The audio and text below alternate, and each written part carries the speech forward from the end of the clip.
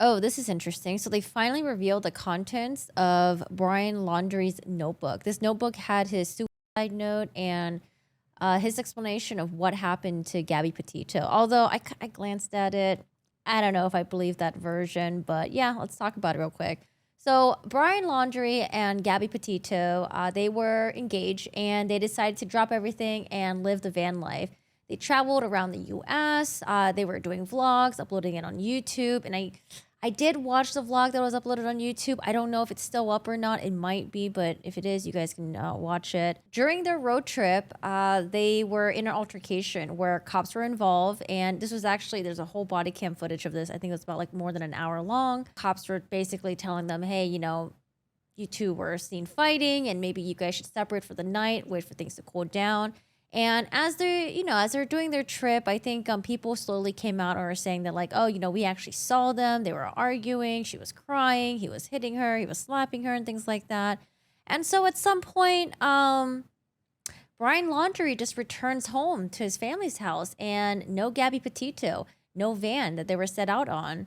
He somehow made his way back, and Gabby's family were like, "Where is she? What happened to her?" And he chickens out and doesn't tell them anything, and he hides at his family's house, and they go on a camping trip and stuff. And then finally, a formal investigation was launched by the FBI, and you know what happens to him? He disappears. They were finally able to recover Gabby Petito's body. They found that she had died by strangulation. And then at some point, they were also able to find Brian Laundrie's body because he went out to I believe, a national park, and he brought a revolver with him, a notebook, and yeah, you know what happened there. So there was a notebook that was brought up, and they never really revealed the contents of the notebook, but they finally released it, so we can read it together. If you look at the notebook initially, though, it is hard to read, and it's a lot of squinting that goes on. And honestly, I'm just gonna read the version that someone someone wrote a legible version because I was trying to read it and I was like, oh, that's too much squinting going on, even with my glasses. So we'll read this one, the transcribed version. Of course, it could be off. They're doing their best to transcribe it, but let's read this one instead. I'm sure by this point, Gabby's family has already seen this, has already read it, because we as the public, we want to know what the hell happened. Gabby, I wish I was at your side. I wish I could be talking to you right now. I don't know if she feels that way, dude. I'd be going through every memory we've made, getting even more excited for the future.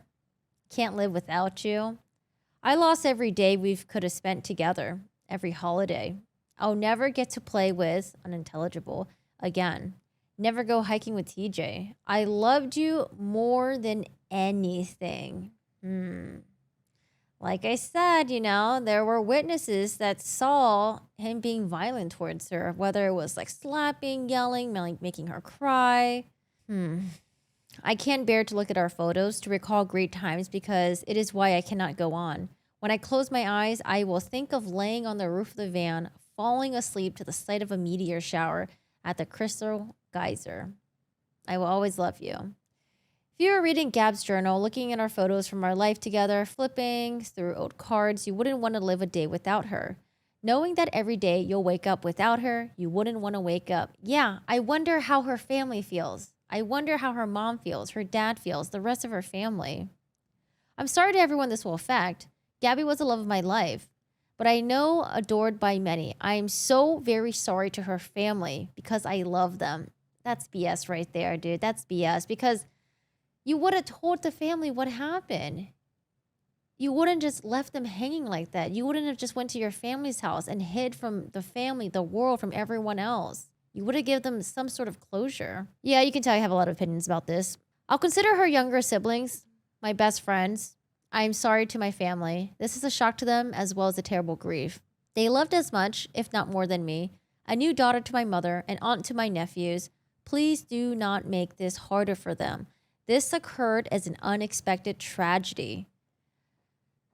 I think because the family didn't really get closure, the public didn't get closure, but I think this made it way worse for their family because there are just a lot of people who are confused, angry, and the fact that he didn't get to see his day in court, he didn't have to pay for this. He didn't have to go on the witness stand, be under oath, tell his side of the story, be cross-examined and all that stuff. It just felt, a lot of people just found this unfair, unfucking fair. Rushing back to our car. Okay, so this is him describing what happened, although I don't take his word for it at all. Rushing back to our car, trying to cross the streams of Spread Creek before it got too dark to see, too cold. I hear a splash and a scream. I could barely see. I couldn't find her for a moment, shouted her name. I found her breathing heavily, gasping my name. She was freezing cold. We had just came back from the blazing hot national parks in Utah. The temperature had dropped to freezing and she was soaking wet. I carried her as far as I could, down the stream, towards the car, stumbling, exhausted, and shocked, when my knees buckled and knew I couldn't safely carry her. I started a fire and spooned her as close to the heat. She was so thin. Why was she so thin? Bad already, been freezing too long. Because, if she was so thin because, they were out in the wilds, they were lost for a long time, and they weren't getting food, I just don't see why he added the she was so thin part right there. Were they not properly and adequately nourished before this happened? It seemed like this is something that all happened within a couple of, hours. I had already been freezing too long. I couldn't at the time realize that I should have started a fire first, but I wanted her out of the cold, back to the car. From where I started the fire, I had no idea how far the car might be, only knew it was across the creek. When I pulled Gabby out of the water, she couldn't tell me what hurt. She had a small bump on her forehead that eventually got larger. Her feet hurt, her wrists hurt, but she was freezing, shaking violently. While carrying her, she continually made sounds of pain. Laying next to her, she said little, lapsing between violent shakes, gasping in pain, begging for an end to her pain.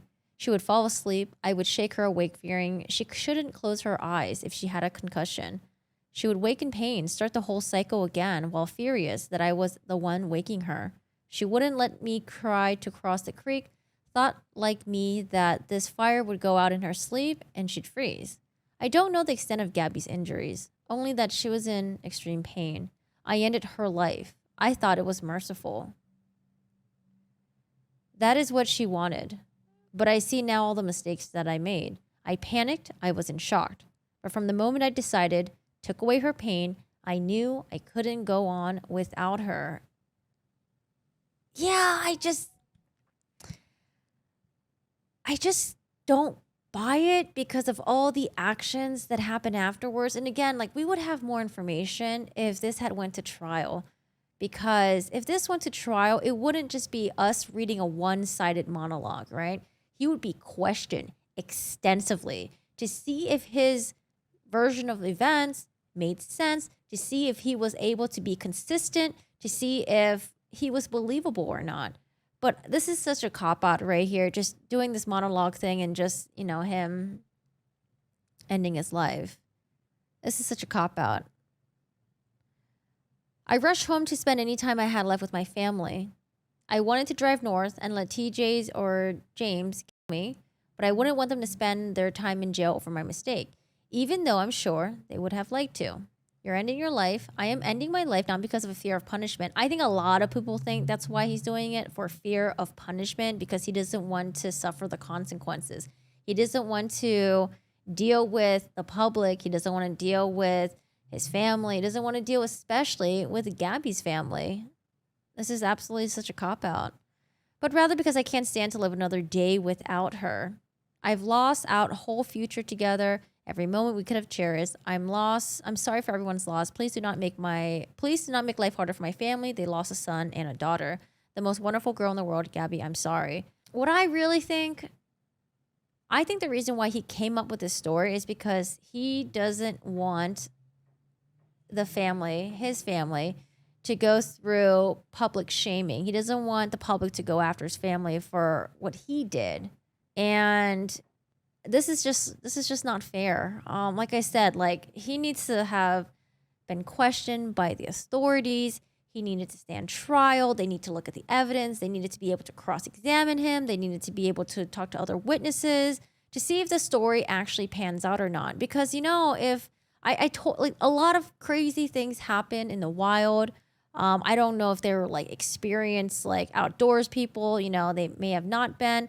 This is a story that, yes, it could have totally happened. But in the grand scheme of things, with all the other things that has come out between the domestic violence between the two of them on his end, and also what happened afterwards. Like, I don't know. I like, for me, if I had someone that I really freaking love, if they were in pain like this, I would do everything I could to keep them alive. It wouldn't just be like, oh, well, let me just end your pain. No, fuck that. You would do everything you can to keep them alive. You know, this person is so young. They have so much more to live for. And, you know, I think the public thinks that they got in an argument again. I think the public thinks that he may have been furious and he might have striked her again, and he might have accidentally really hurt her really badly, or even intentionally, you know? And I think the public just doesn't think that this letter has any credence. Like I said, it is possible that something bad happened to them in the wild and then he wanted to end her pain, but I don't know, man. It was just everything that happened afterwards. Like he didn't even give the family a chance to see this whole thing pan out in trial. So FBI Denver provides final investigative update on Gabrielle Petito case. The FBI opens investigation into the disappearance of Ms. Petito on September 12, 2021, upon receiving reports from Gabby's family that Ms. Petito was missing. The FBI worked with federal, state, local officials, organized a search for a remote area with the Grand Teton, I don't know how to pronounce that, National Park, and the Bridger Teton National Forest. On September 19, 2021, the search team located the remains of Ms. Petito at Spread Creek Dispersed Camping Area, where she and Brian Laundrie had been seen together. Ms. Petito was approximately 3 weeks after her last known communication. The Teton County Coroner's Office subsequently concluded Ms. Petito died of blunt force injuries to the head and neck, manual strangulation. While law enforcement investigated all logical leads, the investigation quickly focused on the last person believed to see her alive, Mr. Laundrie. And you know, the crazy thing is, let's say that things happen the way he said it happened. Why the hell did you not bury her body? Why the hell did you not tell her family where the body was? Why didn't you apologize? Like, hey, you know, I fucked up. I did this. The FBI investigation revealed that between August 30 and September 1st, 2021, Mr. Laundrie had used Ms. Petito's debit card without authorization on his drive back to Florida from Wyoming. After Ms. Petito's death, there have been several text messages identified between Mr. Laundrie's telephone and Ms. Petito's telephone. The timing and content of these messages are indicative of Mr. Laundrie's attempt to deceive law enforcement by giving the impression that Ms. Petito was still alive. Yeah, I don't think this is like, I don't think he panicked. I think he knew exactly what he was doing. He may have panicked and thought about self-preservation. On September 15, 2021, Mr. Laundrie's Ford Mustang was recovered from T. Mabry Carlton Jr. Memorial Reserve and a creek park in Florida. On September 17, Mr. Laundrie's parents reported him missing shortly after law enforcement conducted a welfare check at their residence. On September 18, law enforcement officials commenced an extensive search of the park where Mr. Laundrie's vehicle was parked and did not locate Mr. Laundrie. The area where Mr. Laundrie's remains were later found were part of the search area, but the area was submerged due to recent flooding at the time of the initial search. On September 22, 2021, District of Wyoming issued a federal arrest warrant for Mr. Laundrie. On October 7, after law enforcement made a request through Laundrie's family attorney, Stephen Bertolino, the Laundries provided personnel effects to law enforcement, which was used to assist in the search of the Creek Environment Park. On October 20, after the water had receded from the area and the park had reopened, Mr. Bertolino notified law enforcement that Mr. Laundrie's parents intended to return to the park to search for Mr. Laundrie. Law enforcement officers were present when Mr. Laundrie's parents located an item in the park later determined to belong to Mr. Laundrie. Upon further search in the area, investigators found human remains later confirmed to be Mr. Laundrie, along with a backpack, a notebook, a revolver. A review of the notebook revealed written statements by Mr. Laundrie claiming responsibility for Ms. Petito's death. On November 23, 2021, medical examiners released a report. Manner of cause of death was a self-inflicted gunshot wound. Yeah. We do know that right now, the Petito family and the Laundrie family, they are possibly going to be in a civil trial. The Laundrie family put in a motion to dismiss, and the judge, I don't believe, has made a decision yet, but he said he was going to make a decision within like 2 weeks or so. So, yeah, we'll keep an eye on that too.